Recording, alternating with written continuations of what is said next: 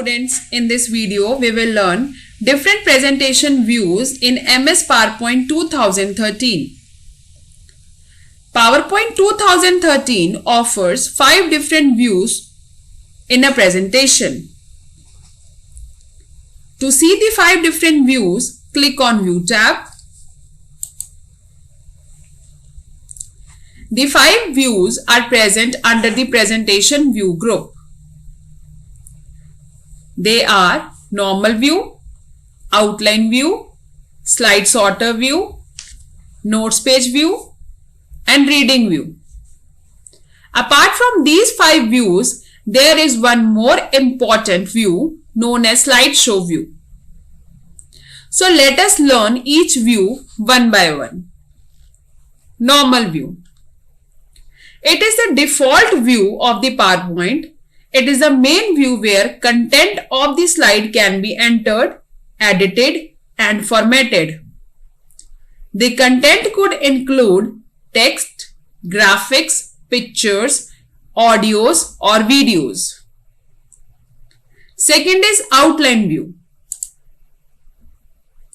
Selecting this view changes the slide navigation pane to the outline pane. Notice the thumbnail images of the slides are replaced by the text outline of each slide. Any object added to a slide are not shown in this view. It shows only the text entered in the placeholder. Third is Slide Sorter View. In this view, all the slides of the presentation are displayed in the thumbnail form. This view allows us to add, delete, or rearrange the slides.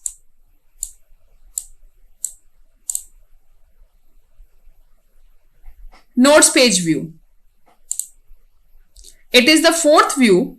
In this view, we can add notes to the slide using the Notes Page View. An additional placeholder is present below the main slide. Here a user can add his/her personal notes. The fifth view is Reading View. This view provides a preview of the content of a slide on the full screen. To navigate through the slide, use the Next and Previous button present on the status bar.